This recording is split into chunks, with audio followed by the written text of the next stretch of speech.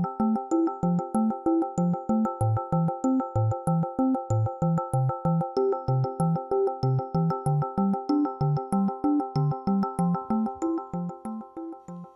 nombre de la Sociedad Nacional de Industrias, la Cámara de Comercio de Industria de Arequipa y la Universidad Católica San Pablo, le damos la más cordial bienvenida al foro industrial Queremos Empleos, Impulsemos la Industria Ya. Invitamos al señor Germán Chávez Contreras, rector de la Universidad Católica San Pablo, quien nos dirige unas palabras. El señor Germán tiene estudios de Economía en la Universidad Católica Santa María, magíster en Economía por de la Universidad Nacional de San Agustín, es doctor en Ciencias Sociales por la Universidad Católica Santa María, tiene estudios posgrados en Administración y Finanzas Públicas realizados en la Universidad de Pensilvania en Estados Unidos. Les pido un fuerte abrazo para nuestro rector, mi rector. Muchas gracias.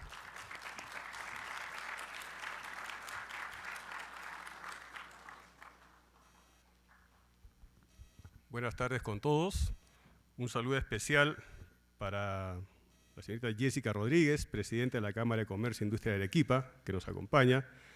Saludo especial también para el señor Julio Cáceres, presidente de la sede regional de la Sociedad Nacional de Industrias de Arequipa.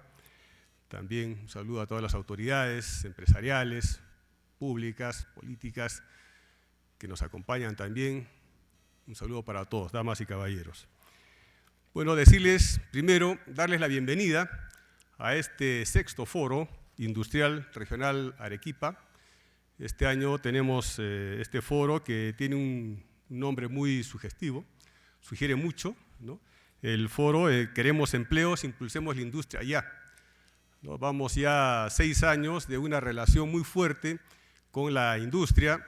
Mucho se nos ha reclamado a la universidad de acercarnos con la industria, con la empresa. Y creo que la relación que tenemos con la Sociedad Nacional de Industrias, con la Cámara de Comercio e Industria de Arequipa y con la empresa en general, creo que hablan de nuestro propósito de sí acercarnos para juntos mejorar condiciones y ser más eficientes para así aportar a la sociedad. El tema que se trata ahora pues, nos lleva a muchas reflexiones, ¿no?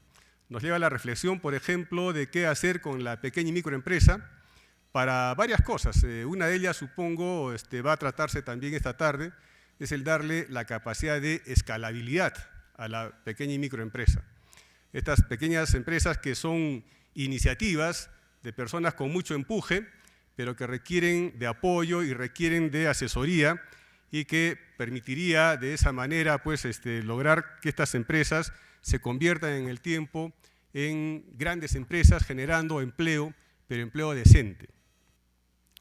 El nombre que habla de Queremos Empleos, yo le aumentaría algún adjetivo ahí. Queremos empleos formales, queremos empleos decentes, lo que ahora se llama empleo decente, que es el empleo que se refiere a aquel que permite que los trabajadores gocen de los beneficios laborales, por ejemplo, ¿no? Ese empleo que se genera en la industria, que se genera también en la gran minería, pues son los empleos que creo que debemos nosotros empujar. La reflexión que nosotros tengamos esta tarde nos va a llevar a decidir, por ejemplo, qué medidas serían necesarias para que la micro y pequeña empresa pueda ser sostenible en el tiempo y tener esta escalabilidad tan necesaria e importante para que en su momento sea pues, fuente de generación de empleo, de producción de bienes y servicios que ayuden a mejorar las condiciones de vida de la sociedad. Otra palabra importante también que se va a revisar esta tarde, por lo cual felicito a los organizadores, es el tema de las herramientas. Herramientas para promover el desarrollo industrial. Estas herramientas pueden ser diversas, el crédito puede ser una de ellas, ¿no? Deben salir seguramente en la reflexión de la tarde muchas otras herramientas, pero que permitan generar una eficiencia, una productividad que hagan competitivas a las empresas en el mercado internacional. Creo que eso es fundamental en este esfuerzo que tiene la Sociedad Nacional de Industrias de desconcentrar estos espacios de reflexión, sacarlos de Lima y generar estos foros en Arequipa y en otras partes del Perú que nos permiten a todos nutrirnos de esas experiencias, de esas otras aproximaciones que traen expertos, que traen empresarios y que las comparten con nosotros. Y otra palabra clave también que se va a desarrollar esta tarde se refiere a las condiciones. Condiciones para impulsar la inversión industrial. Creo que en el momento que vivimos nosotros, estas condiciones caen de maduras. Una de ellas son reglas claras, ¿no? Todos los inversionistas necesitan reglas claras para poder arriesgar, para poder poner su capital en esta situación de riesgo y ver cómo generan beneficios no solamente para el inversionista, sino para toda la comunidad. Y la otra es la corrupción, ¿no? La corrupción, todos sabemos que ha generado una pérdida grande, se habla incluso de 1 o 1.5% de pérdida del PBI por temas de corrupción anual, generando pues miles de millones de dólares, ¿no? El PBI en el Perú ahorita está por el orden de los 210.000 millones de dólares, 1.5% de esa cifra por temas de corrupción es demasiado para aceptarla con tranquilidad. Entonces, generar condiciones para que la inversión pueda venir o pueda reiniciar su actividad en el país. No solamente la inversión privada, también la inversión pública. Claro, la inversión privada es 4 a 5 veces la inversión pública, pero sí queremos también que la inversión pública pueda darse en el país para poder generar estas condiciones que nos permitan ser más productivos, ¿no? Inversión en carreteras, ¿no? Puentes, puertos, aeropuertos, que nos permitan bajar costos y ser más productivos y competitivos en el exterior, ¿no? Y la inversión privada, que genera, además de todos los beneficios, genera empleo, ¿no? Empleo decente, que es donde se ve la mejora de las condiciones de vida, donde se ve el bienestar social. Entonces creo que la reflexión que se va a llevar a cabo esta tarde es una reflexión muy importante que nos compete y nos compromete a todos. La Universidad Católica San Pablo los recibe con los brazos abiertos y espera pues que esta jornada sea muy productiva y que al final de la tarde, noche ya, pues tengamos conclusiones que nos permitan fortalecernos como empresa, fortalecernos como instituciones. Otro tema es la institucionalidad, efectivamente. Hemos perdido, creo, institucionalidad en los últimos 10, 15 años y tenemos que recuperar para que entonces se den esas condiciones que van a permitir que la inversión pública y privada vuelvan otra vez a reactivar la economía. Recordemos, y con esto cierro, que la economía cuando crecía entre el año 2002 y 2013 creció por encima de 6%. Con una tasa de crecimiento del PBI de 6% sí se puede reducir pobreza, sí se pueden generar empleos de calidad y mejorar condiciones de vida. El año 2017 crecimos al 2.5%. Con eso no podemos hacer nada sino retroceder y justamente la pobreza se incrementó en 0.1%. Pareciera que es poco, pero tuvimos un punto de inflexión. De ir reduciendo la pobreza pasamos a incrementarla. Entonces necesitamos recuperar la institucionalidad también para poder mejorar esas condiciones que permitan que la inversión se haga presente y podamos pues, todos beneficiarnos de ella. Bienvenida a la Sociedad Nacional de Industrias, bienvenido a este 6º Foro Industrial Regional 2019 en nuestra casa de estudios. Bienvenidos a todos ustedes. Muchas gracias.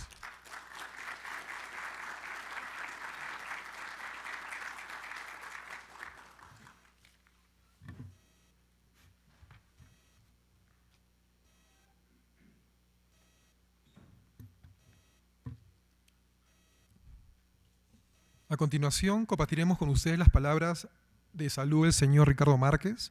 Él es presidente de la Sociedad Nacional de Industria. En esta oportunidad no nos pudo acompañar físicamente, pero tenemos un saludo que nos envió desde Lima. Les paso el video.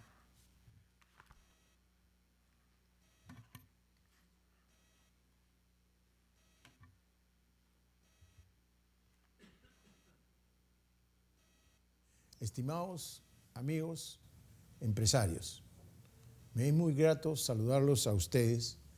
No he podido estar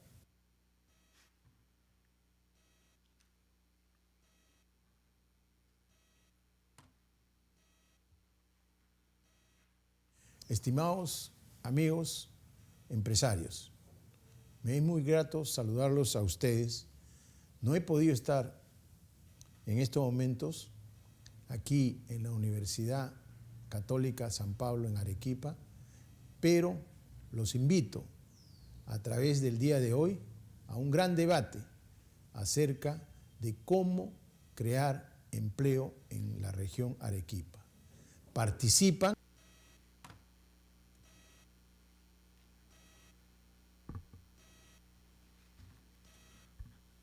Invitamos a la señora Jessica Rodríguez Gutiérrez, presidenta de la Cámara de Comercio e Industria de Arequipa, quien nos dirigirá unas palabras. Jessica es cofundadora y directora ejecutiva de la empresa textil Ara Atlas y CEO de una de las marcas líderes de moda de alpaca en el Perú, que es Antara. Asimismo, es la primera mujer en liderar la Cámara de Comercio e Industria de Arequipa en su historia. ¡Qué orgullo! Por favor, adelante.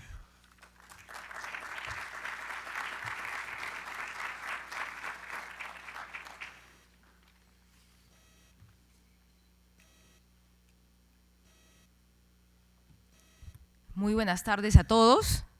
Bueno, primero quiero decirles que es una gran satisfacción y un alto honor el estar esta tarde con ustedes en mi calidad de presidenta de la Cámara de Comercio e Industria de Arequipa para poderles dirigir unas breves palabras. Palabras que no dejan de mostrar una seria preocupación en relación desde que el año 2017 se viene presentando un escenario de desaceleración económica. Tenemos una caída sostenida de la producción industrial y sobre todo de la inversión privada, que representa uno de los principales motores de crecimiento de nuestra economía. Como todos sabemos, nuestra realidad socioeconómica pone de relieve el rol fundamental que juegan la educación, el empleo y la competitividad de nuestra industria para el crecimiento de nuestra región y del país en general. La coyuntura política que se viene presentando en los últimos meses en el Perú no nos deja de sorprender por la forma como se viene afectando directamente el crecimiento de nuestro país y particularmente el crecimiento de nuestras regiones, que son las que más sufren con este tema. Nuestra industria requiere nuevas inversiones, pero ello solo se genera a través de la confianza y solidez de nuestras autoridades y en nuestras instituciones públicas y también privadas, por supuesto. En este sentido, el Foro Industrial Regional 2019, que nos convoca el día de hoy, describe en su concepto la plataforma que requiere nuestra región para continuar por la senda de crecimiento, al que en Arequipa ya estábamos acostumbrados año tras año a crecer. ¿Queremos empleos? Impulsemos la industria, pero ya. Y efectivamente, la única forma de crecer es generando empleo, pero este empleo que sea un empleo justo, digno y formal. Por ello, estoy convencida de que debemos generar cada vez más espacios para el diálogo, el intercambio de ideas y la generación de propuestas que agreguen valor para el desarrollo económico y social de Arequipa y de nuestro país, por supuesto. Y eventos como este foro ayudan a fomentar estos espacios. Debemos enfocarnos en la construcción de consensos hacia la competitividad, experiencias reales y exitosas basadas en la gestión del conocimiento que nos permitan impulsar la inversión y el desarrollo industrial.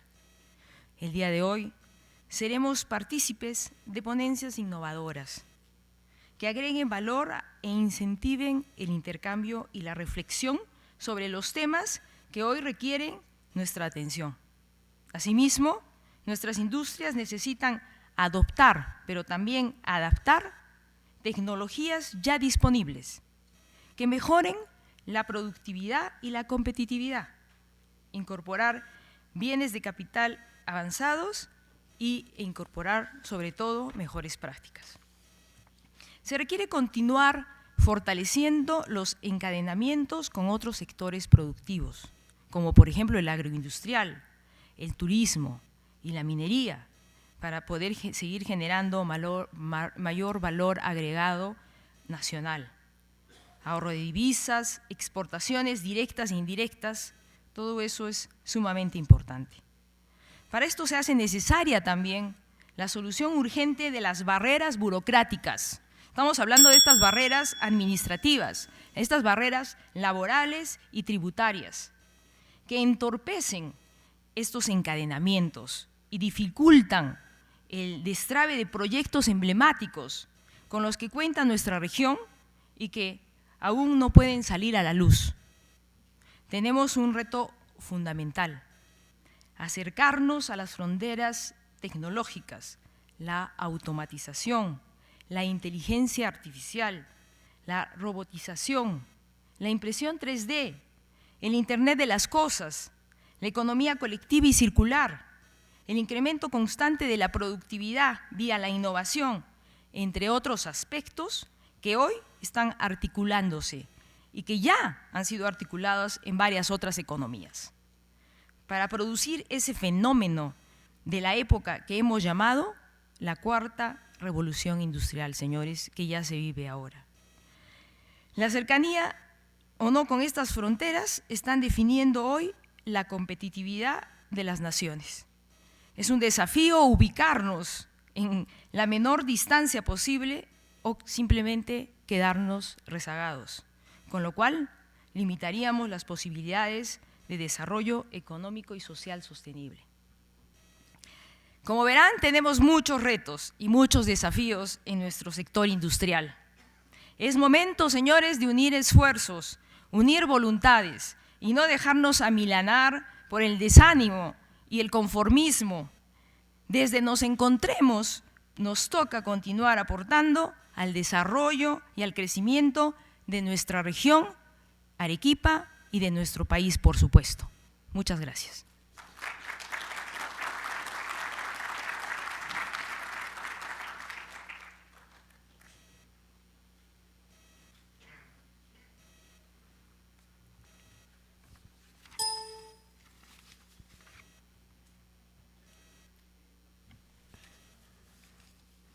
Invitamos al señor Julio Cáceres Arce, presidente de sede regional Sociedad Nacional de Industrias de Arequipa, quien dará las palabras de inauguración. Julio es profesional de Ingeniería Metalúrgica y Ciencias Contables e Informáticas, con especialización en Mercadotecnia y un MBA en Argentina. Es presidente de la sede regional de Arequipa de Capeco y gerente de gestión comercial de la unidad de cementos Yura. Les pido un aplauso, por favor.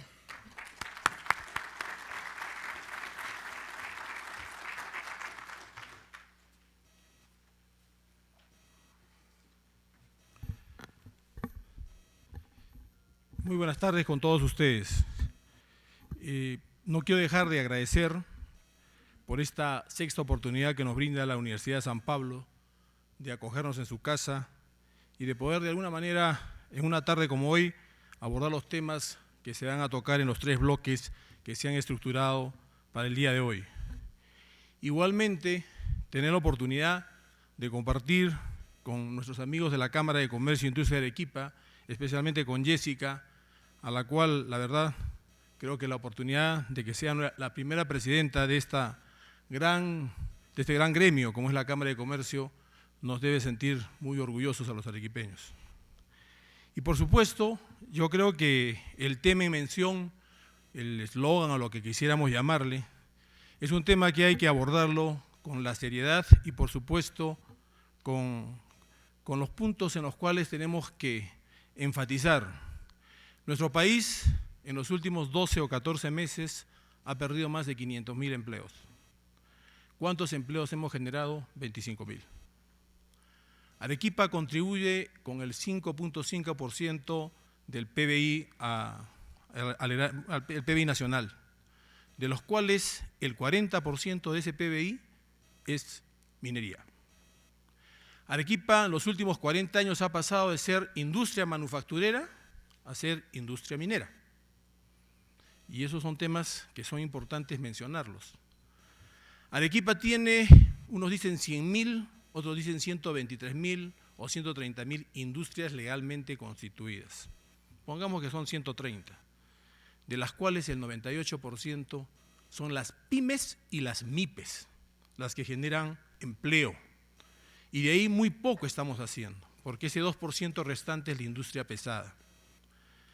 ¿Y por qué? Porque la minería, la gran minería y la gran industria no necesariamente genera grandes puestos o números de trabajadores o empleos mayoritarios. ¿Y esto por qué? Porque es propio de su proceso. Pero quienes sí son generadores inmediatos de empleo son las MIPES y las pymes. Y creo que ahí tenemos que enfocarnos, ¿no? Por eso el bloque número 1 va a abordar un tema claramente para ver qué hacemos para poder desarrollar e impulsar a las MIPES y a las pymes. Yo creo que con el expositor que esta tarde hemos convocado y que es un experto en el tema en mención, como es el representante de Apoyo Consultoría, el señor Andrade, nos debe llevar a hacer las reflexiones con el equipo y el panel que lo van a acompañar. Datos como les estoy comentando, que son importantes indicar. Un empleo formal en Arequipa significa como una generación de valor, gana entre 2 o 3 veces más que un informal.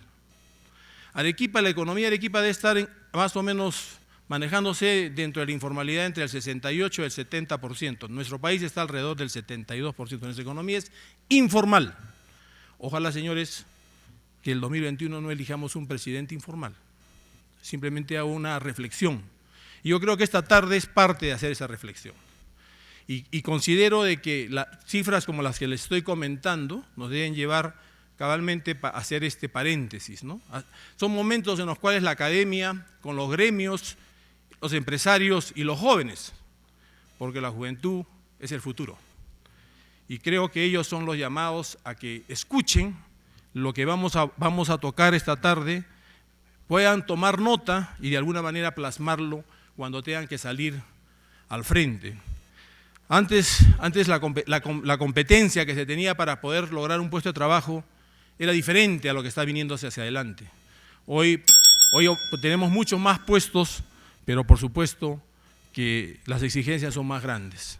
Ya sonó la campana, me he excedido, no quiero ser el protagonista de esta tarde, sino tienen que ser los expositores y todos ustedes. Nuevamente, gracias por la oportunidad a la Universidad de San Pablo, a la Cámara de Comercio y gracias a todos ustedes por acompañarnos esta tarde.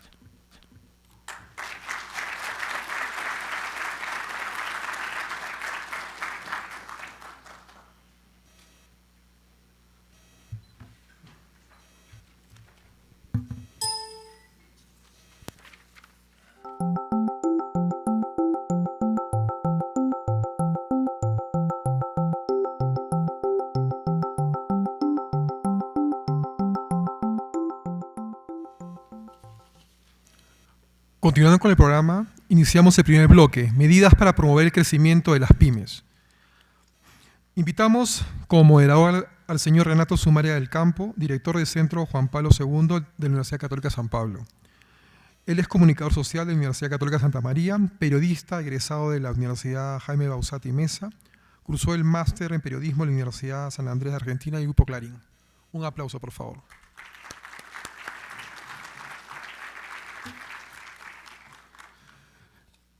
Invitamos como expositor al señor Raúl Andrade, director de proyectos de Apoyo Consultoría. Raúl es doctor y máster en economía por la Washington University y economista de la Universidad Pontificia Católica del Perú. Ha sido consultor del Banco Interamericano de Desarrollo, Corporación Financiera Internacional, la Organización Internacional del Trabajo, entre otras organizaciones públicas y privadas. Adelante, por favor. Okay. Tendremos como panelistas al señor Santini Batti, el expresidente de la Cámara PYME de Arequipa. Él es abogado de profesión. Por favor, bienvenido. Él es abogado de profesión, gerente general de la empresa Mesina, asesor legal y jefe del área legal y gestión comercial del Grupo Empresarial Consorcio Bon Gourmet. Invitamos al señor David Vela, gerente general de la Cooperativa de Ahorro y Crédito Fondesurco. Él es magíster en gestión financiera empresarial de la UNSA, cuenta con más de 23 años de experiencia como consultor de pequeñas y microempresas, ex consultor externo de la Organización Internacional de Trabajo. Bienvenido. El señor Aldo Rodríguez, presidente del Comité de la Pequeña Empresa de la Cámara de Comercio e Industria de Arequipa. Él es licenciado en Administración de Empresas de la Universidad Católica Santa María, con una maestría en Ingeniería Textil de la misma universidad. Bienvenido, gracias.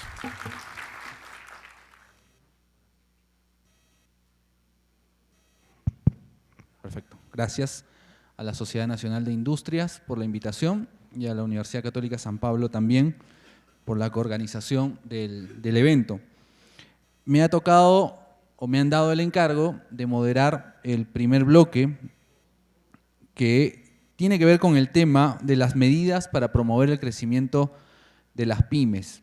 Solo para contextualizar la presentación que tendremos a continuación, quisiera comentarles que en general las pymes en Arequipa concentran el 5.6% del total de las pymes en el país. Entonces constituimos un escenario relevante, somos la segunda región después de Lima que concentra mayor cantidad de pequeñas y medianas empresas. Solo la Cámara Pyme agrupa alrededor de 15.000 asociados, ¿no? Agrupados en unas 450 empresas más o menos, ¿sí? El 76% del total de empleos en el país provienen de la pequeña y mediana empresa. Este ecosistema económico presenta varios desafíos. Estos desafíos deben ser abordados a partir de políticas públicas y estas políticas públicas deben ser diseñadas, pensadas por alguien. En ese tema va a girar la presentación que hoy vamos a tener a cargo de Raúl Andrade, que es director de proyectos de apoyo consultoría, a quien le doy el pase.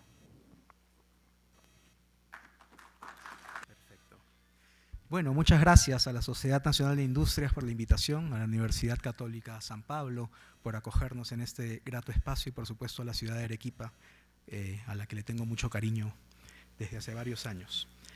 Voy a exponer un marco que va a servir para nosotros, para toda la tarde, para la discusión que vamos a tener toda la tarde, relacionado con las medidas que se están utilizando en América Latina y en el Estado peruano para promover el crecimiento de las pymes.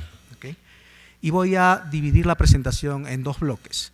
Un bloque en el que voy a tratar de caracterizar a las pymes y su problemática de manera muy rápida, utilizando la información estadística que esté disponible. Y luego un segundo bloque relacionado con algunas lecciones que hemos extraído después de estudiar políticas que se han estado implementando a nivel internacional y también en el país. Con respecto a las características de las MIPYME, bueno, esto probablemente ustedes ya lo sepan, representan casi el 100% del universo empresarial peruano. En realidad, las medianas y las grandes empresas representan aproximadamente el 2% y el resto son pequeñas empresas o microempresas, ¿no? 46% se ubica en Lima, 6% se ubica en Arequipa, ¿no? Es la segunda ciudad en donde hay más pymes en el país. En los últimos 10 años son las microempresas las que han aparecido más, con una tasa de crecimiento más rápida en comparación de la tasa de crecimiento de las pequeñas empresas y las medianas empresas. Aproximadamente la mitad de estas se dedica a comercio, solamente el 9% se dedica a actividades industriales, solamente con fines comparativos. En el caso de la gran empresa, ese porcentaje es de 15%. Emplean el 89% de los trabajadores del sector privado, ¿no es cierto? Y en términos de valor agregado representan el 31% del total nacional. Es decir, tenemos un universo inmenso de pymes en donde se emplea 9 de cada 10 trabajadores del sector privado, pero que tiene una contribución al valor agregado total cercano a la tercera parte de este, al 30%. Eso ya nos da una señal acerca de lo poco productivo que es este grupo de empresas, ¿no es cierto? Pero además de eso, es un grupo muy heterogéneo. El universo de microempresas, de pequeñas empresas, es muy heterogéneo. Y hay varios indicadores que se pueden utilizar para ello, para mostrar esa idea de la heterogeneidad. Yo les estoy mostrando este gráfico que tiene en la eje horizontal el nivel de ventas anuales de distintos de empresas, microempresas y pequeñas empresas, de acuerdo a los registros de la SUNAT. Y como pueden ver aquí, el universo PYME tiene niveles de ventas bastante diferenciados. El 40% solamente vende hasta 2 UITs anuales. Esas son realmente pequeñísimas, super micro empresas, en donde probablemente haya muchas que sean empresas de sobrevivencia, no necesariamente emprendimientos con potencial de crecimiento real. Pero podemos ver a lo largo de todo el eje cómo el número de empresas va cambiando, ¿no es cierto? La mayor parte son muy pequeñas, algunas venden hasta 5 UITs, 14%, pero digamos que cerca del 70% o más ya venden solamente hasta las 13 UITs, ¿no es cierto? Entonces es un universo muy heterogéneo en donde la cola inferior en términos de tamaño resulta muy importante, ¿no? Y les hablaba de la productividad. Es un universo heterogéneo y también muy poco productivo. También hay distintas medidas de productividad que uno puede utilizar para mostrar ello. Aquí estamos usando dos. Este gráfico muestra la productividad medida como participación en el PBI de la MIPYME sobre su participación en el empleo. Es decir, cuánto contribuyen con la producción sobre cuánto contribuyen sobre el empleo. Y como podemos ver, en nuestro país ese ratio es de 0.4 en una escala que va hasta el 1, que es bastante bajo a comparación de países de otros sitios, ¿no? Digamos, por ejemplo, en Francia es 0.88, Alemania 0.87, pero si nos acercamos más a la región de América Latina, Chile tiene una tasa de 0.6 y México tiene una tasa de 0.5. Entonces, en términos de productividad, las pymes peruanas están bastante por debajo de sus pares, ¿no? Y en este gráfico lo que mostramos es la productividad media de las MIPYMES en comparación a la productividad de las grandes empresas, es decir, qué porcentaje de la productividad de las grandes empresas, ¿no?, es la productividad de las pymes. Y como podemos ver en el caso peruano, ese ratio es 10%. Es decir, una empresa típica pyme peruana es 10 veces menos productiva que una gran empresa. Esa brecha de productividad entre pequeñas y gran empresa es normal, sucede en todos lados, pero fíjense los ratios en otros países, ¿no es cierto? 12% en México, 24% en Chile y ya luego pasamos a otras escalas superiores a 50%. Entonces, es cierto que las microempresas, las pequeñas empresas y las medianas empresas son poco productivas, no importa el indicador que utilicemos, todos reflejan esta realidad. ¿Okay? Y esa baja productividad se refleja efectivamente en menores salarios. Recuerden que en la primera lámina mencionaba que cerca del 89% de los empleados del sector privado estaban en este grupo de empresas, ¿no es cierto? Pero ese grupo de empresas, por ser menos productivas, tienen menores salarios que las grandes empresas, ¿no es cierto? Más aún, la relación entre los salarios de las microempresas y el de las grandes empresas medido en el 2017 es de 40% en el país. Es decir, el salario promedio en la gran empresa, ¿no es cierto?, el salario promedio en la pequeña microempresa es 40% del salario promedio de la gran empresa, ¿no? Y esto, digamos, a comparación de otros países de América Latina, es un ratio bastante bajo. En otros países de América Latina el promedio es que sea 62%. No solo eso, no solo es un tema de productividad y de bajos salarios, es un tema también de supervivencia. Esta tabla lo que muestra es una matriz de transición. Mide la existencia de empresas en el año 2007 a las que se les ha hecho un seguimiento en el año 2016. Y lo que mide es el tránsito desde distintos estadios en el 2007 hasta el 2006. Quiero llamar la atención sobre esta columna. Esta columna lo que señala es lo siguiente. Del 100% de empresas, de microempresas con menos de 5 trabajadores que existían en el 2007, al año 2016 el 58% había salido del mercado. Ya no existía, había cerrado las puertas, ya no generaba ningún tipo de valor, ¿no? El 40% se había mantenido en ese tamaño, en esa dimensión. Quiere decir que el 98% de empresas, microempresas, en un periodo de 10 años o cercano a 10 años, o salió del mercado o se mantuvo en ese tamaño, no creció. Eso es importantísimo porque es un periodo casi de 10 años en donde deberíamos observar algunos tránsitos hacia formas empresariales más grandes, ¿no es cierto? Cosa que sucede si, por ejemplo, pensamos en las medianas empresas, ¿no? En las grandes empresas, de las que existían en el 2007, ¿no es cierto?, 60% se mantuvo como gran empresa y hubo algún tránsito hacia otros tamaños empresariales, ¿no es cierto? Las pequeñas empresas, por ejemplo, 24% de ellas se mantuvo en ese tamaño, 2% disminuyó, 31% se mantuvo en ese tamaño, 26% disminuyó de tamaño y algún porcentaje llegó a ser mediana empresa y llegó a ser gran empresa. Entonces tenemos una situación en donde la pyme es muy heterogénea, tiene altos niveles de productividad, tiene bajos niveles salariales comparados a otros tamaños empresariales y no puede permanecer en el mercado por periodos largos de tiempo.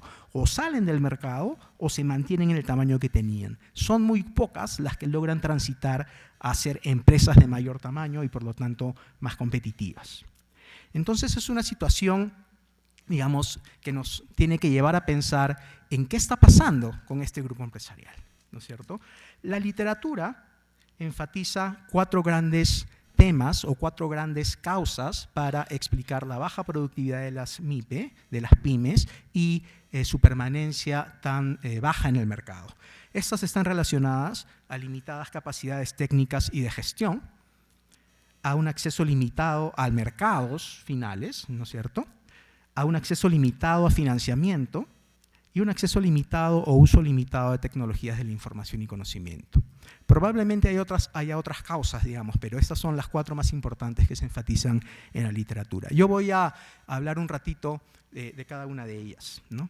Con respecto a las limitadas capacidades técnicas y de gestión, los datos muestran que es real, que la situación es real. Lo que vemos en estos gráficos es que solo el 40% de las microempresas capacitó a su personal en el 2014, ¿no es cierto?, versus 81% en el caso de las medianas y grandes empresas, ¿no? Y solo el 22% de los conductores de estas microempresas se preocupó por recibir alguna capacitación a su vez.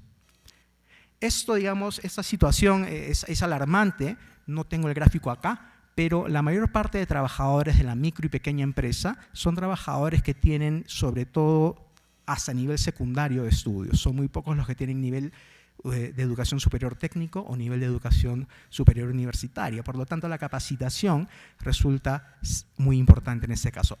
Con respecto a la capacitación, entiéndase esta como el desarrollo de capacidades que generan cambios de conducta dentro de la empresa que llevan a que la empresa modifique sus procesos productivos. No estamos hablando aquí de capacitaciones de tiza y pizarra, ¿no es cierto?, en donde los empresarios van a recibir una clase. Estamos hablando de capacitaciones in situ, acompañamientos técnicos, consultorías muy específicas que logran generar cambios dentro de la empresa. Esto es muy importante porque, como van a ver cuando discute el tema de políticas, las capacitaciones pizarra, tiza, no tienen efectos en mejorar la productividad de las MIPES. ¿Okay? Con respecto al acceso limitado a mercados, efectivamente, hay un énfasis en el mercado local. Las empresas más pequeñas se enfrentan a un mercado más restringido. Solo el 20% de microempresas vende a nivel nacional, solo el 3% comercia en el extranjero. En el caso de las pequeñas empresas, estos porcentajes son 85% se dedica al mercado local, 43% se dedica al mercado nacional y solo 6% se dedica al mercado internacional, y a diferencia de ello, la mediana y gran empresa tiene ratios de 66% tanto para el mercado local como nacional y de 17% para mercados internacionales, ¿no? En Arequipa la situación es similar, aunque hay un grupo más importante de microempresas y de pequeñas empresas que logran acceder a mercados nacionales e internacionales más allá del mercado local. Es una buena noticia para la región. Por si acaso, muchos de los números que estoy mencionando se aplican a nivel nacional, pero son muy similares para la región Arequipa. He retirado esos gráficos por tema de tiempo, pero cuando haya alguna diferencia la voy a mencionar, ¿no? No utilizan estudios de mercado ni hacen actividades de promoción comercial. Como ven en el gráfico de la izquierda, las políticas comerciales son muy limitadas en las empresas de menor tamaño, ¿no es cierto? En Arequipa sucede algo similar, aunque el ratio de microempresas, por ejemplo, que realizan estudios de mercado es mayor que en el caso a nivel nacional, pero lo cierto es que hay poca actividad para encontrar mercados, ¿no es cierto? Y se exportan, por supuesto, productos sobre todo de productos primarios, no productos con valor agregado. Eso es normal en un país como el Perú. Sin embargo, si vemos este gráfico, lo que encontramos es lo siguiente. Este es un gráfico que mide el grado de diversificación o de sofisticación en términos de los bienes que se llevan a mercado. Se mide combinando el tipo de bien que se produce y el tipo del mercado al que se logra acceder. Y vean, es un índice que va de 0 a 100. En el caso de la MIPYME, este índice está alrededor del 20% a lo largo de los años. En el caso de la gran empresa está alrededor del 70%, lo que quiere decir que esta situación de exportación de bienes primarias es más posible que suceda a partir de las MIPYME. Existe también, mencioné, un acceso limitado al financiamiento, acceso limitado a préstamos, acceso limitado a cuentas de ahorro y a cuentas corrientes, ¿no? Pueden ver aquí el porcentaje de empresas que solicitaron algún crédito en el Perú en el 2017, ¿no es cierto? Y pueden ver aquí el porcentaje de empresas que tienen una cuenta de ahorros o una cuenta corriente en Perú y Arequipa, ¿no? Arequipa son estas barras de la derecha, estos son los promedios nacionales. ¿Okay? Pero en todo caso el acceso al financiamiento es muy bajo y las razones para ello tienen que ver, por supuesto, con altos costos y tasas de interés muy elevadas, ¿no? La morosidad a nivel de las microempresas, por ejemplo, y de las pequeñas empresas es cerca de 10 veces la morosidad de la mediana empresa. Con respecto al acceso limitado a TICs, hay, digamos, un uso muy limitado de las mismas. Estoy mirando el tiempo para que no se me pase. Hay un uso muy limitado de las mismas, ¿no? ¿Qué podemos extraer de las políticas que se han implementado para aliviar estos problemas?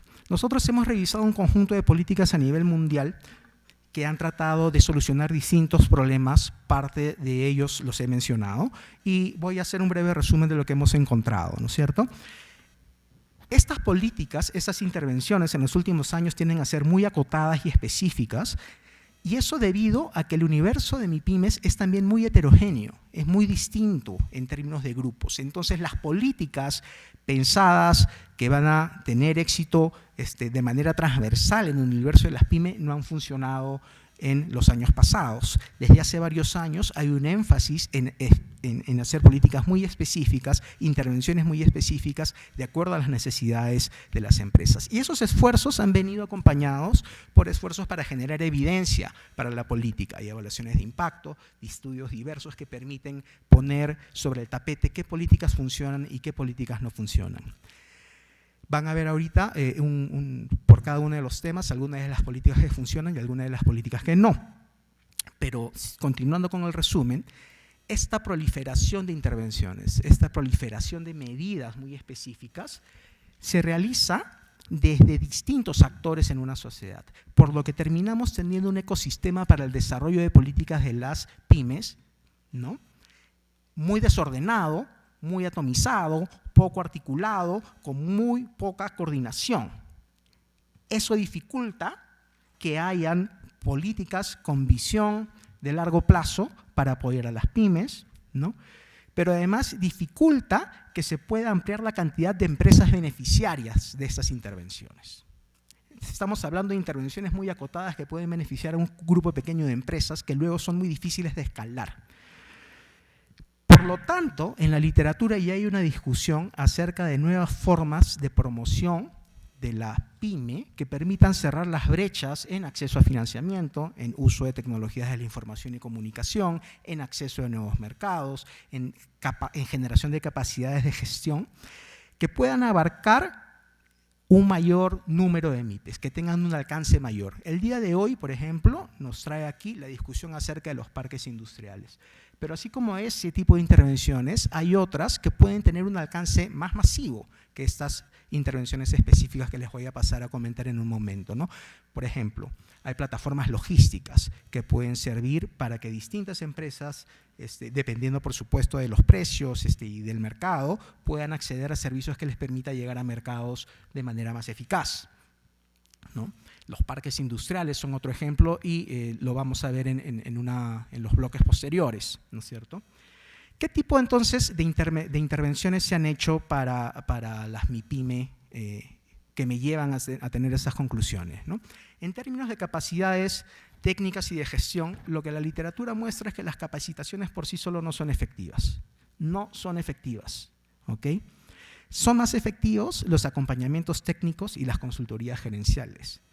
Claro, el problema con ello es que ese acompañamiento técnico, esas consultorías, tienen que ser muy específicas a las necesidades de cada empresa o a las necesidades de pequeños grupos de empresa. Pero plantear capacitaciones per se no va a hacer que la aguja se mueva. Entonces tenemos que buscar la manera de que esas intervenciones más específicas, más acotadas a las necesidades de cada empresa, puedan escalarse, puedan llegar a mayor número de microempresas, ¿no? Hay distinta evidencia de distintos países que muestran que los acompañamientos gerenciales por 5 meses, por ejemplo, son efectivos para elevar la productividad, ¿no? Que reuniones semanales de asesoría basadas en un diagnóstico previo, este es en el caso colombiano, también elevan el empleo en 67%, a la masa salarial en 72%, que las capacitaciones no sirven. Este es un caso de Sri Lanka, pero yo lo he visto en el caso peruano, desgraciadamente. He estudiado bastante ese tema, las capacitaciones en el caso peruano no han sido eficaces, ¿no? Y esto es lo que dice esta lámina, en donde les muestro qué cosa ha venido haciéndose en el Perú en el tema de desarrollo de capacidades técnicas y de gestión de las MIPYME. Como mencioné, por muchos años el principal esfuerzo está orientado a brindar capacitaciones, ¿okay? Y estas no sirven. Los esfuerzos relacionados con acompañamiento a empresarios han sido muy pocas y se han hecho sin un acompañamiento posterior. Esto está comenzando a cambiar recientemente porque ya hay algunos programas como la plataforma Tu Empresa o el Centro de Desarrollo Empresarial, que son ventanillas únicas en donde los empresarios pueden ir a plantear sus problemas, se les realiza un diagnóstico, se les determina qué necesidades de consultoría o de acompañamiento tienen y se, digamos, procura brindarles esas asesorías, esas capacitaciones en la medida en que exista una oferta como tal, ¿no? Estos programas ya han logrado 37.000 asesorías, han atendido a 10.000 emprendedores, han captado 10.000 emprendedores los más chiquititos, ¿no? Han hecho cerca de 6.000 diagnósticos. Está pendiente medir qué está pasando con esto. Yo creo que esta es una manera más eficaz de generar cambio en la gestión empresarial, de desarrollar capacidades que realmente ayuden a que las microempresas se vuelvan más productivas. Sin embargo, si leemos la reciente Política Nacional para la Competitividad y la Productividad que se promulgó a inicios de este año, las capacitaciones han regresado como uno de los ejes, ¿no es cierto? La Política Nacional de Competitividad y Productividad define las capacitaciones laborales como el servicio clave para fortalecer el capital humano y desarrollar las capacidades de innovación. Hay evidencia suficiente que muestra que esto no sirve, que esas capacitaciones como tal no sirven. ¿Okay? No generan cambios dentro de las empresas y lo que necesitamos es generar cambios para que la productividad aumente. Esa es una primera llamada de atención, como si hubiera un retroceso en el desarrollo de las políticas. Sobre el tema de acceso a financiamiento. Bueno, las intervenciones que nosotros hemos estudiado lo que señalan es que hay que enfocarse en promover la creación de productos financieros específicos para las MIPYMES. ¿Okay? ¿Quién crea esos productos financieros? El sector privado, ¿cierto? Pero se necesitan políticas que fomenten que el sector privado pueda generar esos productos que se acomodan mejor a las necesidades de las empresas. Esa campana significa que me faltan 10 minutos. ¿Okay? Estas medidas, por supuesto, que tienen que estar acompañadas de servicios de asesoría financiera, porque lo que sucedió en muchos años, en años anteriores, es que con la proliferación de las microfinanzas, muchas microempresas lograban tener acceso a financiamiento, pero carecían de capacidades para la gestión financiera. Entonces, muchas de ellas terminaban en estados de morosidad, con deudas muy difíciles de pagar, porque había cierto nivel de fusión entre el capital de la empresa y el capital del hogar, el dinero no se utilizaba necesariamente en las actividades productivas. Entonces, si bien hay que desarrollar productos financieros específicos para las necesidades de las microempresas, es necesario también acompañar esa oferta de servicios, ¿no es cierto?, con un acompañamiento que permita que el manejo de las finanzas mejore a la par que la magnitud de esas finanzas, ¿no es cierto? Y eso es lo que muestra la evidencia internacional, ¿no? Se han probado distintos tipos de esquema, por ejemplo, ¿no? Emitir préstamos pero que los pagos comiencen recién al tercer mes de emitido el préstamo y no al primer mes.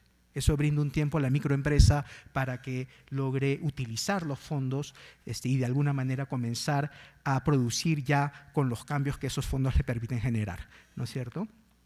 Temas de recordatorios sobre pagadas, llamadas quinquenales entre el banco y las empresas, distintos acercamientos entre funcionarios, préstamos en especie. Hay distintas formas que se han probado en distintos países que han logrado incrementar el financiamiento y sobre todo que ese financiamiento tenga efectos en la productividad.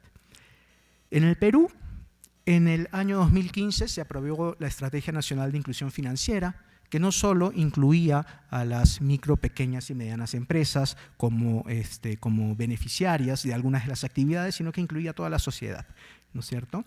Allí habían algunas medidas que estaban siendo trabajadas por la SBS, por Produce, por el BCR, incluso por el Ministerio de Desarrollo e Inclusión Social, para que las microempresas, las pequeñas empresas pudieran acceder a distintas formas de financiamiento a partir de justamente la oferta de nuevos productos, ¿no es cierto? Sin embargo, esta estrategia ha perdido fuerza con el cambio de gobierno. Fue una estrategia que se creó por iniciativa durante el gobierno de Ollanta-Humala, por iniciativa de un grupo de ministros, incluido el Ministerio de Economía, la ministra de Desarrollo e Inclusión Social. Con el cambio de gobierno perdió fuerza y vean lo que pasó en el 2017, casi que las empresas que se consideran incluidas en el sector financiero se han mantenido constante, ¿no es cierto? Y se ha mantenido constante a lo largo de los años, ¿no es cierto?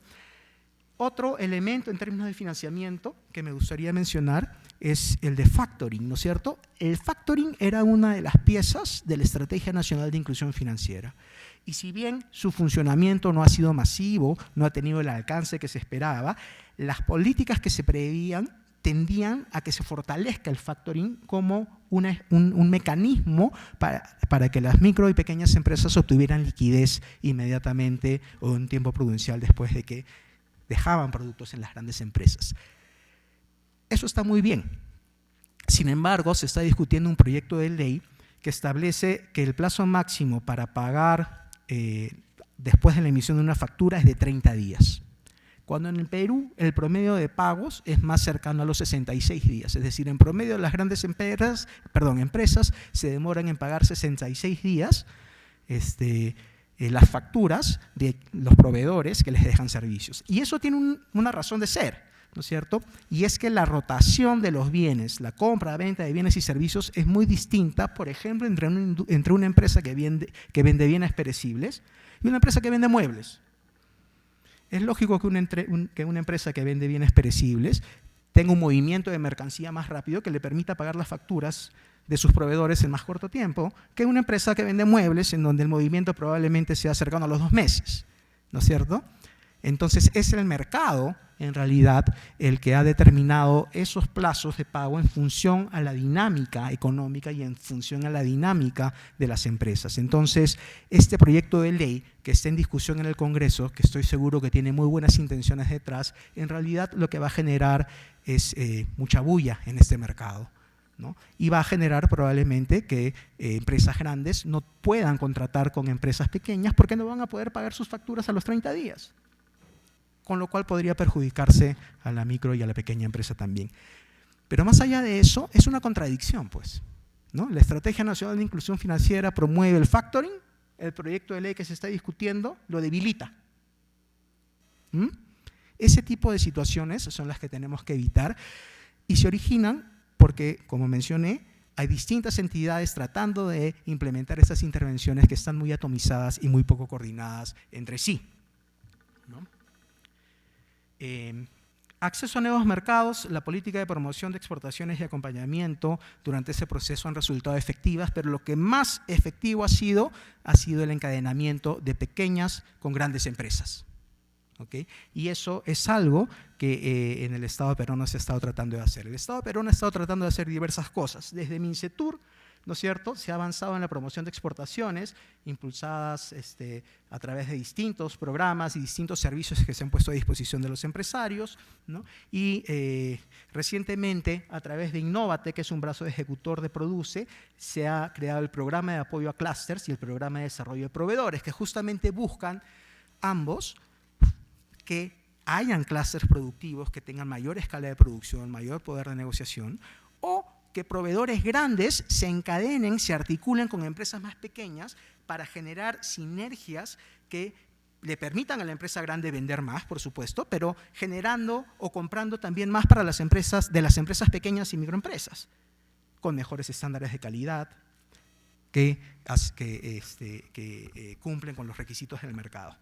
Desgraciadamente, estos programas son poco ambiciosos. Estas son metas para el año 2017 y 2018. En el programa de apoyo a clústeres la meta es atender a 500 empresas, en el programa de desarrollo de proveedores es atender a 450 empresas, y eso, digamos, es poco ambicioso, pero además las metas no se han logrado cumplir.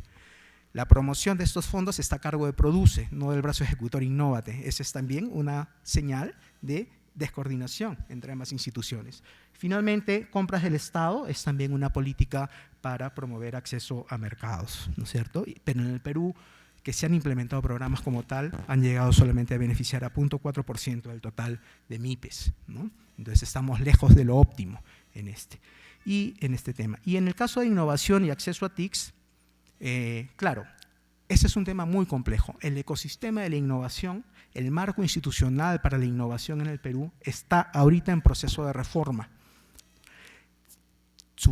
Adolecida del mismo problema. Muchas instituciones poco articuladas, muy pequeñas, que implementaban iniciativas para promover la innovación o el uso de TICs de manera muy desordenada, ¿no es cierto? Existe el Programa Nacional de Innovación Agraria o el Instituto Nacional de Innovación Agraria, existe Innovate, existe el Programa Ciencia Activa, existen diversas instituciones que están tratando de articularse a partir de la iniciativa de Concitec para promover el ecosistema de innovación, pero que todavía está en camino, ¿no es cierto? Otra medida que se ha utilizado es la promoción de CITES, ¿no? Que son centros para hacer transferencia tecnológica a pequeñas y microempresas, ¿no? El número de CITES ha aumentado significativamente en el país, pero también son muy heterogéneos. Hay casos muy buenos, por ejemplo, el CITE vid, ¿no? Para la producción de vid, ¿no? O el CITE madera, son casos muy exitosos, pero hay otros que no funcionan tan bien como esos, ¿no? Entonces, nuevamente, aquí estamos desfasados sobre el tema. Quiero terminar, me queda un minuto, con algunos temas de discusión, ¿no? Yo he hablado de las MIPYMES como una población muy heterogénea que necesita de intervenciones cada vez más específicas, ¿no? Y especializadas, ¿no? Pero lo cierto es que estas intervenciones, que son específicas y especializadas y por lo tanto están bien, son insuficientes para promover el desarrollo de las pymes en el país. Lo que yo creo es que hay que buscar nuevas formas de intervención que permitan llegar a más empresas con estas políticas tan efectivas. Hay que pensar en otros tipos de intervenciones que involucren, que articulen al sector público con el sector privado, ¿no es cierto? Por ejemplo, lo mencioné, parques industriales, ¿no? En el siguiente bloque vamos a hablar de esa experiencia y vamos a ver que es posible a través de este tipo de intervenciones llegar a más empresas de manera eficaz. Hay otras como las plataformas logísticas y hay un tema que queda por fuera y es el tema de la informalidad. ¿Qué hacemos con la informalidad? Nadie quiere informalidad, pero lo cierto es que la mejor forma de luchar contra la informalidad es generar condiciones para que la pyme formal crezca y pueda absorber esa población. Ya me están lanzando un dardo desde arriba, así que voy a parar acá y muchas gracias por su atención.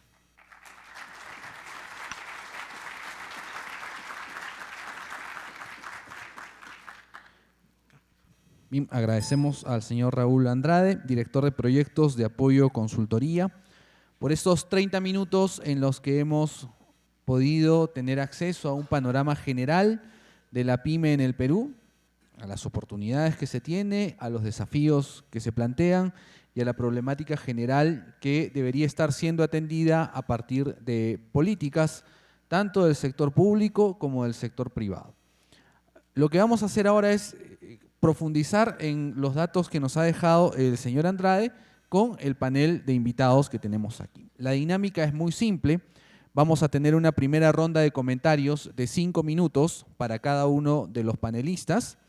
Como ya está siendo usual en este seminario o en este foro, sonará la campanita a los 3 minutos. Entonces sabrán que les queda 2 minutos para comentar. Después de eso ya tendremos un diálogo abierto con todos aquí de 10 minutos, ¿sí? En medio del diálogo, antes sonará también la campanita para avisarnos que debemos ir terminando. Entonces, quiero cederle el uso de la palabra primero al señor Santino Batti, presidente de la Cámara PYME de Arequipa, para sus comentarios. Gracias. Hola.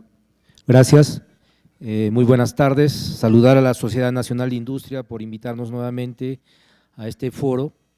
Estos eventos son muy importantes porque nos ayudan a conocer la realidad de las MIPYMES, ¿no?, a nivel nacional y también en Arequipa. Y saludar también a la Universidad San Pablo por acogernos una vez más en estos recintos. Nosotros en la Cámara PYME de Arequipa, Cámara de la Pequeña y Microempresa en Arequipa, constantemente y en el día a día apoyamos a los micro y pequeños empresarios a poder afrontar los retos que el país le pone para poder surgir, para poder entender un poco más explícitamente lo que queremos saber sobre las problemáticas o lo que hace falta para que las MIPYMES puedan desarrollarse. Quiero ponerles un pequeño o breve ejemplo. Hace unas semanas recibimos la visita de un humilde microempresario en la sede de la Cámara PYME. Este señor tenía su empresa que se dedicaba a la fabricación de moldes para chupetes, ¿no? El señor tenía aproximadamente 65 años, trabajaba realizaba esta actividad aproximadamente hace unos 20 años y llegó con 2 de sus hijos. Uno de ellos estaba estudiando mecánica de producción y el otro empíricamente se dedicaba a apoyar a su padre en la empresa. Ellos llegaron muy emocionados a nuestras instalaciones para decirnos que habían logrado ventas, no recuerdo el monto ahorita, pero significativamente era aproximadamente 30,000 soles mensuales. Y querían crecer, ellos querían crecer. Venían con una sonrisa en el rostro, muy emocionados, nos pedían que se les capacite, nos pedían pasar de la informalidad a la formalidad, creando o constituyendo ya una empresa formal, y querían poder entregar factura a sus clientes. Nosotros los vimos muy emocionados por el paso que querían dar, pero también con cierta tristeza al saber que al formalizarse ellos iban a tener que empezar a enfrentar o a cargar una cruz muy pesada, que aquí en el Perú lamentablemente se llama formalización.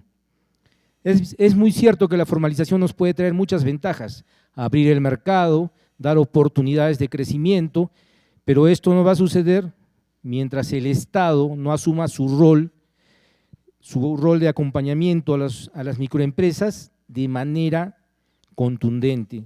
Hasta el día de hoy, el Estado ha creado muchos programas de apoyo a las pymes, pero ninguno de ellos ha dado resultado. Nosotros cuando invertimos 100,000 soles, esperamos recuperar por lo menos, o si invertimos 200,000 soles es para ganar por lo menos unos 300,000, ¿no es cierto? El Estado invierte millones de soles para promover el crecimiento de las pymes en el Perú, pero los resultados no los vemos. Todo se va en el pago de sueldos a técnicos, en el pago de grandes planillas, pero los resultados en favor de las pymes jamás los hemos logrado ver. Nosotros luchamos día a día con estas instituciones para que estos resultados se den.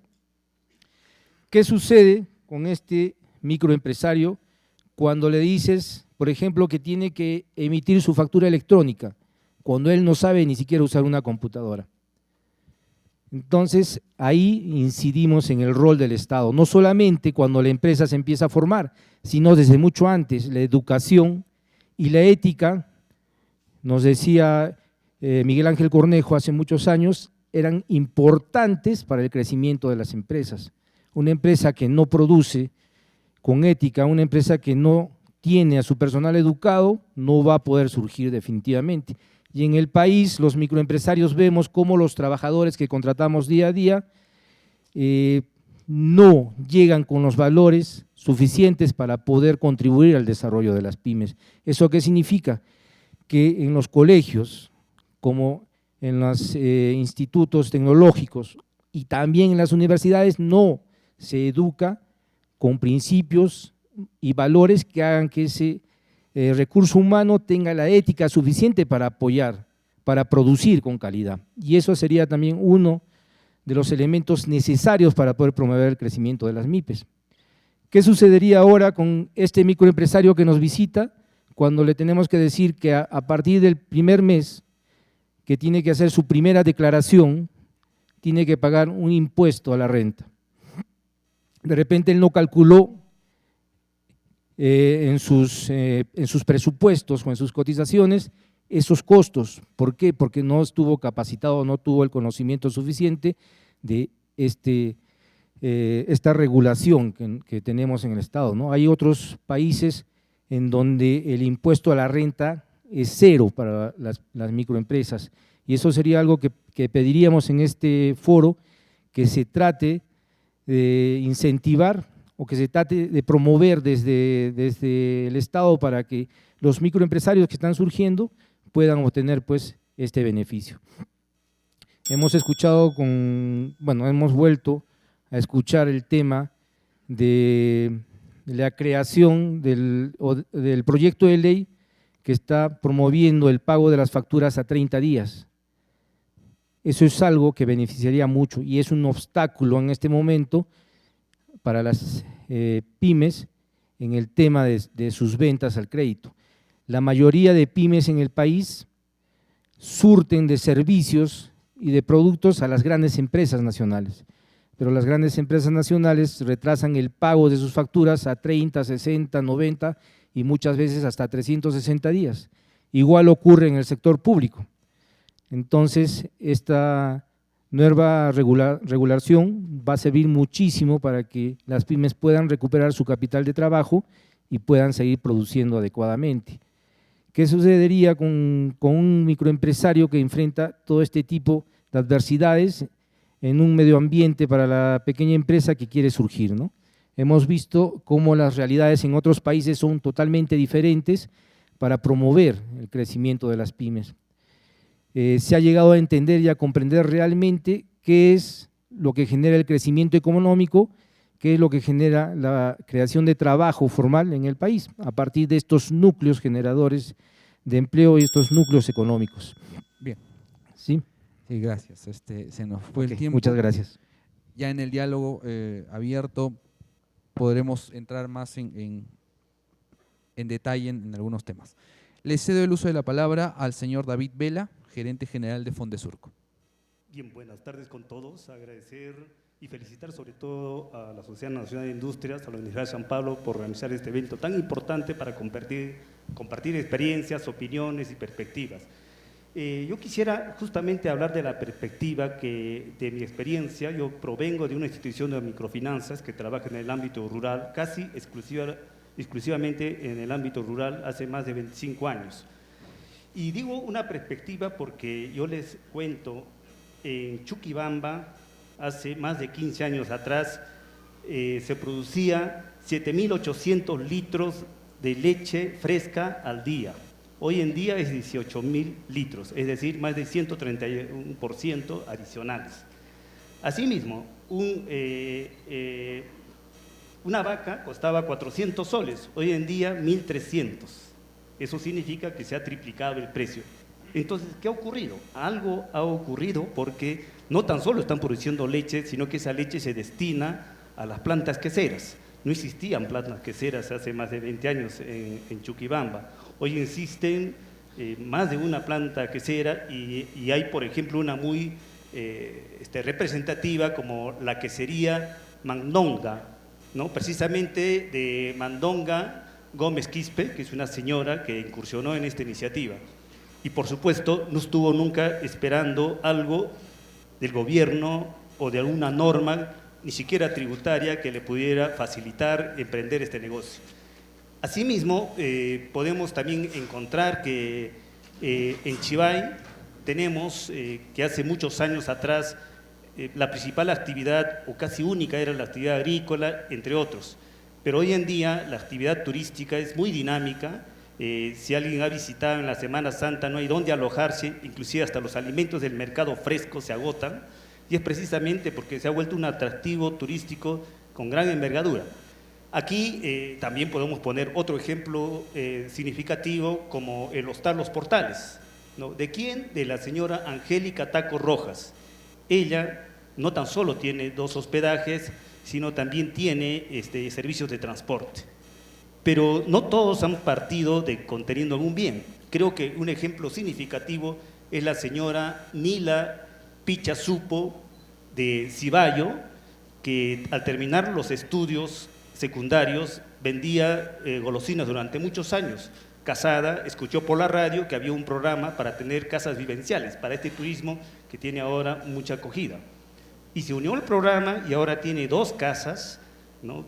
Donde recibe turistas extranjeros, donde pueden inclusive estar y tener la posibilidad de ver una alpaca de muy cerca, la artesanía, etc. Entonces, la pregunta es, ¿esperaron alguna política del gobierno central? ¿Esperaron algún beneficio tributario? ¿Esperaron tasas bajas de interés? Entonces, algo pasó que no ocurrió nada de ello, ¿no? Lo que ocurrió en el fondo fue sencillamente de que estas personas asumieron un rol protagónico frente a una convocatoria. ¿Quién la hizo esta convocatoria? El gobierno local, el municipio y principalmente las ONGs, porque estas plantas queseras fueron promovidas por organizaciones no gubernamentales que atrayeron inversiones, vamos a decirlo así, de cooperación internacional y precisamente, como decía Raúl, no era a dictar charlas de cómo llevar bien una gestión, sino en realidad a capacitarlas o diré, formar competencias para poder gestionar tecnológicamente bien sus plantas queseras. Asimismo, yo les comento que un estudio reciente puede poner como testimonio que el crédito que se ha accedido, que acceden estas personas en el ámbito rural, en un estudio reciente, señala que el 84% vieron incrementados sus ingresos. El 84% de las personas que recibieron crédito hace 5 años, durante 5 años, vieron incrementados sus ingresos. 72% de esas personas la destinaron a fortalecer la misma actividad económica, es decir, equiparse, incrementar capital de trabajo. De ese 84, el 38% lo destinó para la educación de los hijos y 34% para la vivienda. Es decir, el 84 no tan solo hicieron una, sino otra, más de una actividad. En consecuencia, fortalecieron la unidad económica y mejoraron la calidad de vida, incluyendo la educación de sus hijos, que es el futuro. Lo cierto está que las microfinanzas hoy en día es toda una industria que ha crecido significativamente. Hace 5 años, en el 2013, el 34% de la PEA tenía un crédito, hoy en día es el 39%.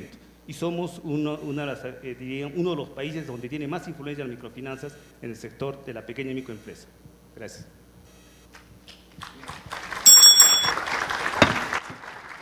Gracias. Aldo Rodríguez, presidente del Comité de Pequeña Empresa de la Cámara de Comercio e Industria de Arequipa. Bueno, muchas gracias a la Sociedad Nacional de Industrias y a la Universidad San Pablo por la invitación. ¿Más? Ahí. La campanita parece un ring de box, pero es así. En la exposición de Raúl,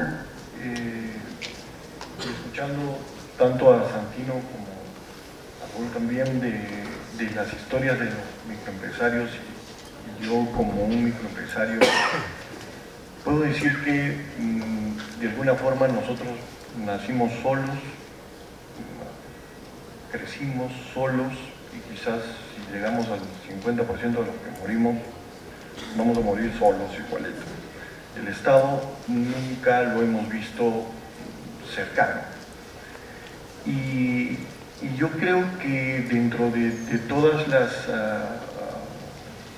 entre todos los datos con los que nos has podido ilustrar, hay uno que sería importante saber y es que hay de la presión que genera el mismo Estado sobre las empresas formales, porque las pymes terminan de alguna forma luchando con la presión del Estado al tú volverte formal, ¿no?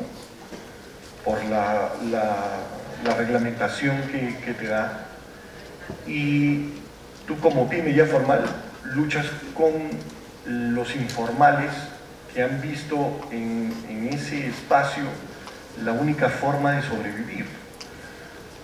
Y de alguna forma el día a día de un microempresario es luchar con esos dos frentes que de alguna forma se vuelven cada vez más duros, ¿no? El Estado endurece mucho sus políticas, exige mucho más reglas, ¿no? Pero a los formales y a los informales de alguna forma no, porque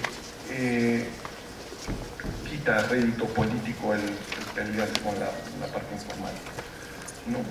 Y de alguna forma esta clase política no quiere perder su hegemonía, su rédito político al tratar de enfrentar a esta masa de empresas informales con las que las pymes formales tenemos que luchar. De alguna forma también una limitante, ahí no veía cómo afecta el tema de las tasas de interés altas a los que acceden las microempresas, ¿no? Si bien es cierto, es un rubro riesgoso, pero esas tasas altas también influyen directamente en el crecimiento de las microempresas. Estamos hablando de un 40%, un 50% en algunos casos, mientras de la banca formal de un 15%, un 13%. Entonces eso también esa es una limitante que afecta directamente a las empresas. Yo particularmente respecto al tema de que ahora el Congreso de alguna forma ha metido la mano al tema de la cobranza de las facturas a 30 días, creo que de alguna forma las empresas grandes quizás no lo han visto como una política de buen gobierno corporativo, ¿no? Una política de responsabilidad. Creo que han habido muchos abusos de parte de algunas grandes empresas que de alguna forma han generado que esto se convierte en un tema político, y los congresistas han visto ahí una opción para que esto se empiece a trabajar en su ámbito, siendo el empresariado mismo, el empresariado grande del país, el que de alguna forma debería tomar esta práctica de pagar tus facturas a 30 días como una buena práctica, y no que ahora te lo quiera imponer el gobierno, y válgame Dios que con las leyes que te puedan imponer no siempre van a ser muy bien trabajadas, y posiblemente ya estemos pensando en cómo sacarle la vuelta, ¿no? Respecto al tema de innovación, yo creo que sí, en esa parte el Estado está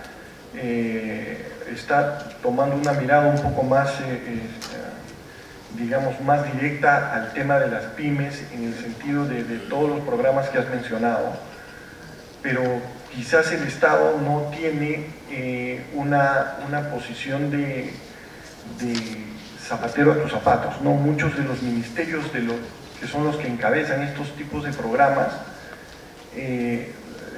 quieren abarcar funciones de otros mismos ministerios, y esta competencia en estos mismos ministerios terminan por debilitar estas mismas instituciones que posiblemente con muy buen ánimo están siendo creadas. Ya. Acabó el tiempo, lo siento. Perdonen. Ya, te doy 20 segundos para cerrar la idea solo. ¿Está perfecto? Ya. Ok, listo. Entonces, cerramos el primer bloque y ahora abrimos uno más amplio, de un diálogo más distendido por 10 minutos, ya sin el estrés de la campanita, por lo menos durante un buen tiempo. Entonces, yo arrancaría por cederle el uso de la palabra más bien a nuestro expositor, al señor Andrade, para que precise ya sea puntos de su exposición o algunos de los comentarios de nuestros panelistas. Como el diálogo es abierto, son libres de levantar la mano y pedir la intervención y conversamos simplemente.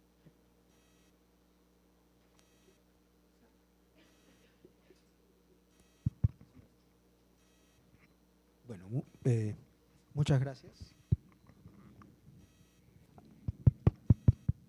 Muchas gracias. ¿Escuchas? ¿Está funcionando el micro? Sí. Sí, y quisiera hacer mención a dos temas que los comentaristas, los panelistas han tenido a bien mencionar. Uno es sobre este proyecto de ley. O sea, yo creo que el proyecto de ley que obliga al pago de las facturas a los 30 días después de emitida. Yo creo que de aprobarse tendremos que ver si funcionó como se pensaba o no, ¿no es cierto? Lo que nosotros estamos haciendo ahora es especular sobre la base de nuestra experiencia y de nuestros conocimientos sobre, digamos, teoría económica o gobierno corporativo, etcétera. Habiendo dicho eso, mi posición es que es un proyecto de ley innecesario, ¿no? Yo creo que efectivamente existe la necesidad de que se paguen esas facturas en menor plazo, ¿no es cierto?, para facilitar la liquidez de las micro y las pequeñas empresas. Creo que un proyecto de ley que obliga a todos a hacerlo en 30 días es la manera errónea de hacerlo. Es una regulación adicional a todas las regulaciones y sobreregulaciones a las que las empresas han estado sometidas en los últimos años, desde la Ley de Seguridad y Salud en el Trabajo, la homologación de sueldos entre hombres y mujeres, que yo creo que es muy bien intencionada, pero que digamos es una regulación que no debería ponerse así como a rajatabla. Esta es una de ellas, ¿no?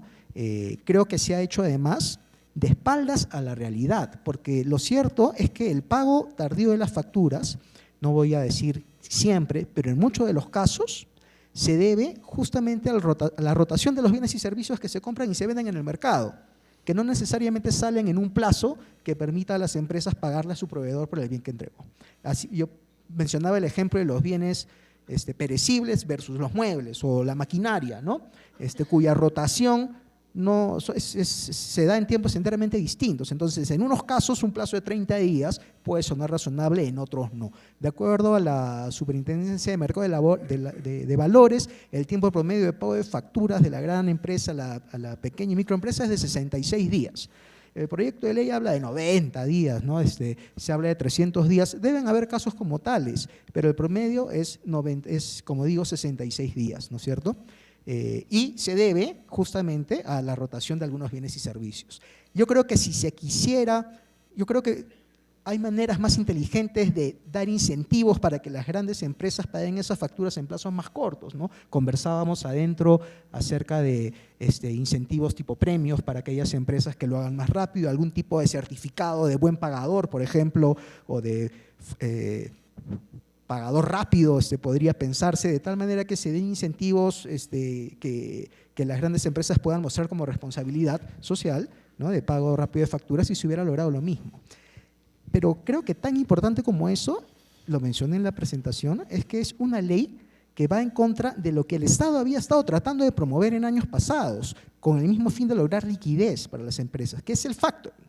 El mercado de factoring, que es un instrumento financiero que permite justamente que las microempresas que tienen esas dificultades de cobranza puedan obtener liquidez para su día a día, ¿no es cierto?, sin perjudicar a las empresas de mayor tamaño. Entonces son dos leyes, o se están tratando de promover dos iniciativas que son contradictorias una con otra, con el mismo objetivo, pero contradictorias unas con otras, ¿no? Sí. En este caso, yo creo que el tema de las facturas, el sector de retail creo que es uno de los sectores que de alguna forma ha usado un poquito en el tema del pago de las facturas. Y ellos mismos también tienen financieras, o sea, que si no ganan apalancándose del pequeño empresario, lo van a ganar en el factoring que tienen a través de la financiera que ellos mismos manejan. Entonces,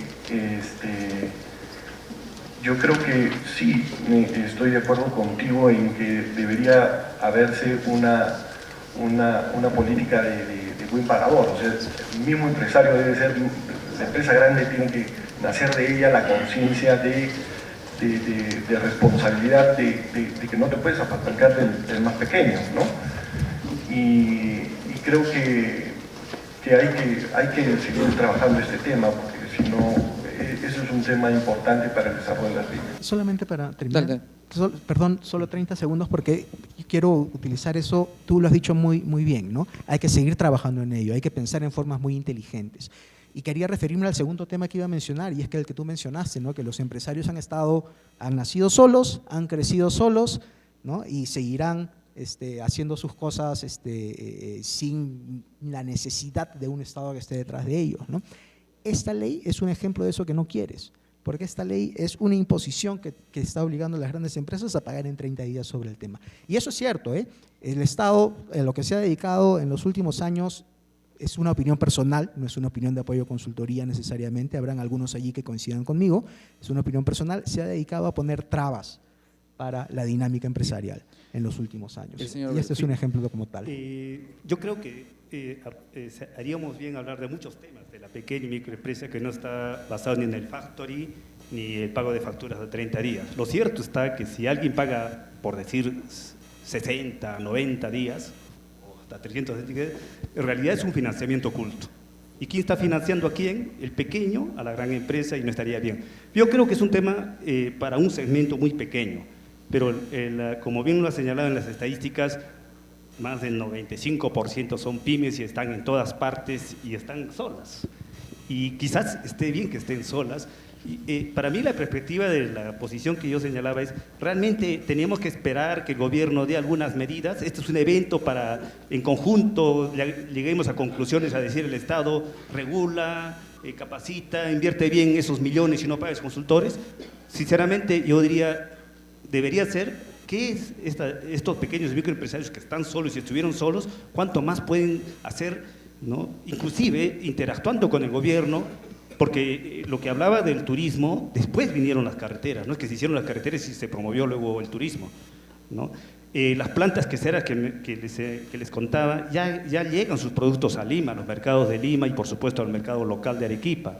Las paltas van hasta el extranjero, las hojas de vid, de omate llegan también a Europa para los cosméticos, y las hierbas aromáticas de puquina, por supuesto, están en laboratorios suizos.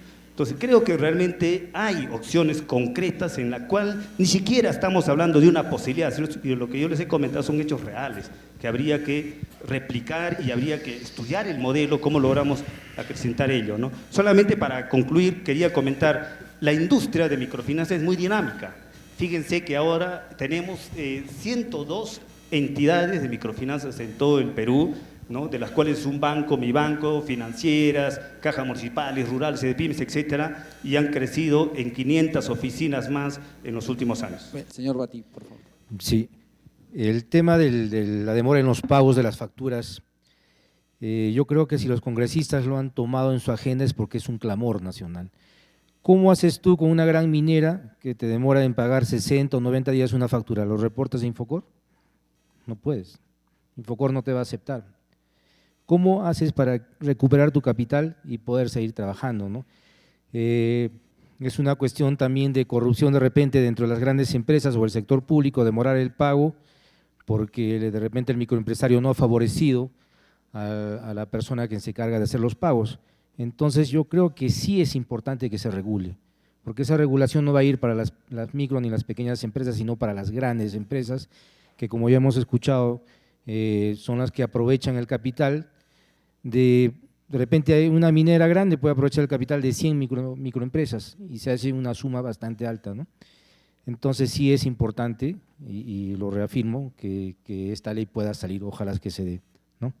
Bien, superar un poco el tema puntual de la facturación y dado que por problemas técnicos no hemos tenido campanita, quiero darles un minuto a cada uno para poder cerrar el diálogo, valiéndonos bastante de la exposición y de la riqueza de los comentarios que hemos tenido aquí para tratar de entender si es que el ecosistema de las pymes, el universo de las pymes en el Perú, con los desafíos que tiene y que plantea, está teniendo la respuesta adecuada, tanto del sector público como del sector privado, para atender esa demanda, de la demanda en capacitación, en acceso a los mercados, en todo lo que señaló el señor André, acceso a financiamiento, tecnologías, etcétera. Si esto está alcanzando, si lo que se está haciendo está respondiendo a lo que realmente se necesita y en todo caso, en un minuto decir cómo podría empezar a responder, ¿no? Bueno, yo voy a cerrar mi intervención diciendo lo siguiente. Hay muchas medidas específicas y acotadas que han mostrado tener éxito en algunos casos y que se están implementando en el país. Creo que lo que nos falta pensar es en políticas más grandes. Políticas como país que involucren al sector público y al sector privado, ¿no? Tipo plataformas logísticas, por ejemplo. Los costos logísticos de los bienes de exportación, yo hice un estudio hace unos años para 5 productos agroindustriales, equivalían aproximadamente al 36% del valor final de venta del bien, ¿no?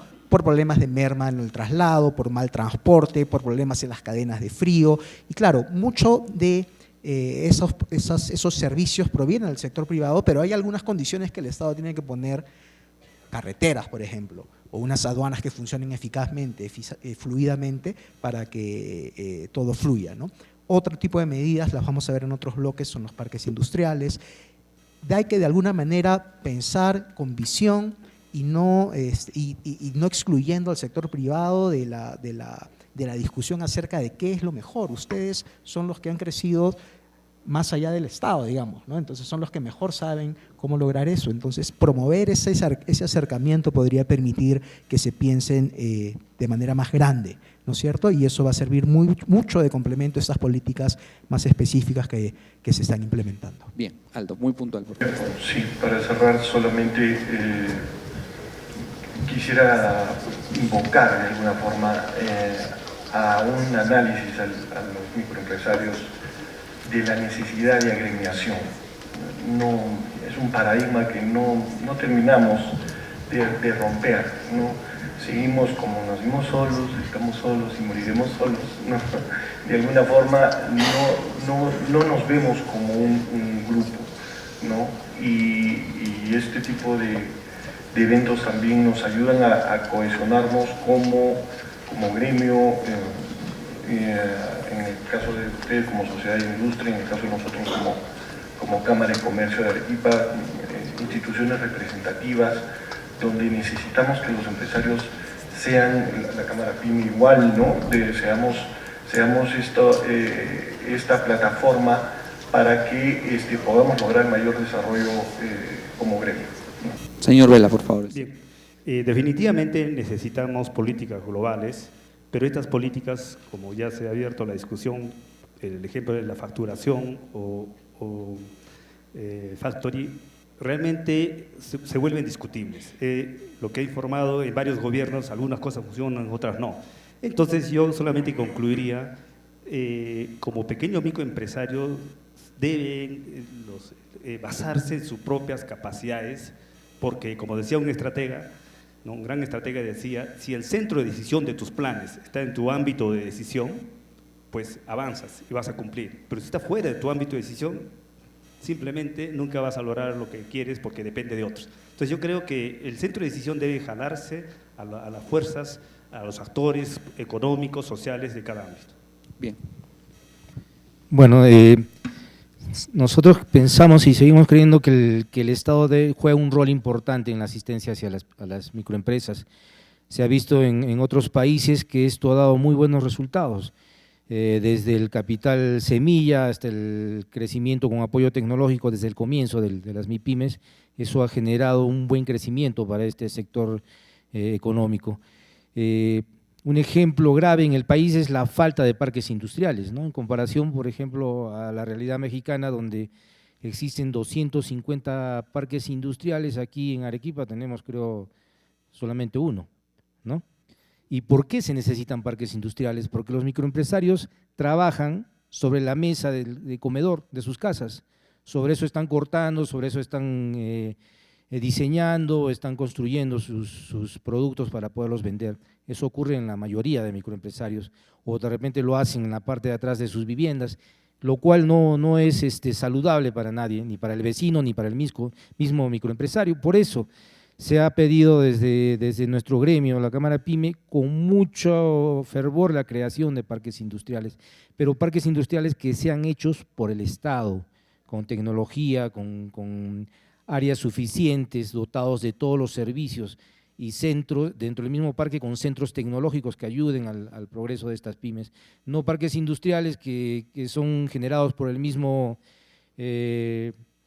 poblador, que luego se convierten en grandes asociaciones de vivienda. Eso es algo que es una realidad y que no puede seguir dándose, ¿no?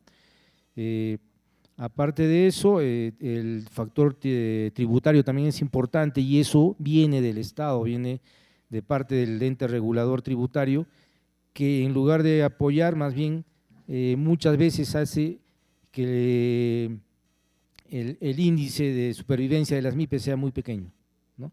Tenemos que pensar en eso y tratar de buscar una alternativa de solución desde este foro. Gracias. Bien, muchas gracias a nuestro expositor y a los panelistas y a todos ustedes. Por favor, un fuerte aplauso para quienes hemos tenido aquí en la mesa.